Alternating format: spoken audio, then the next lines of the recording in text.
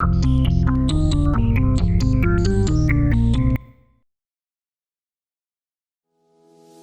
you look at European venture capital 5 years ago, it was all about London and Berlin. So that has now spread out over the rest of Europe, including Sweden, Finland, Spain, France, the Netherlands. So geographically, that's one big difference. The other thing is that I think 5 years ago, it was very much about consumer apps, such as food delivery, bringing fashion e-commerce online, which was mainly done actually by the Germans and also in the UK. Games were developed, and what you see now is more going into deep tech, like more advanced technology, also a bit more capital intensive industries. Catalonia, and everyone can learn different things from each city. So London clearly benefited for a long time, first of all from the language, from having a huge financial sector, so all the venture capital funds were there, so there was a big reason also for tech companies that needed VC to be concentrated there. And so once that was the case, and London being part of the European Union was a huge benefit to London actually, because if you are a mechanical engineer or a computer scientist and you want to make it big in tech, you would go to London. And so maybe that actually is something that they had that they're now giving away.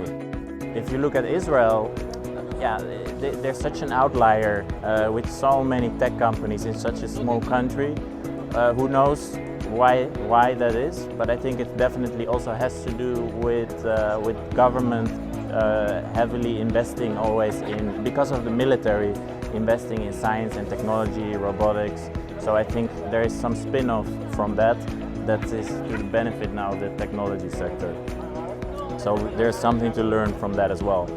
And then what we can learn from Germany is actually the randomness also. So you cannot plan everything, because most of the size of the German tech ecosystem is because of the Zamware brothers.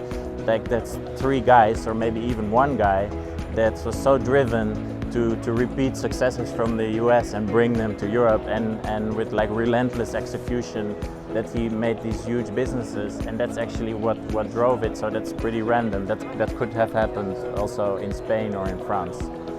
So I think that's the 3 lessons we can learn from those 3. I will not pretend that I know the secret to growth, but I think there are some obvious things that we should definitely not do. And I think the cohesion and collaboration between European countries is very important. Having a single market is super important. Like as I said, entrepreneurs need opportunity, and they need to be able to make money, and they need to be able to think big. And that's not possible if a country is like isolated and small. They need to be able to roll out basically their products on a big market. And Europe is in total 700 million people. It's twice the size of the US, so there's a huge potential. But we must make sure that we don't, that we don't throw away this opportunity.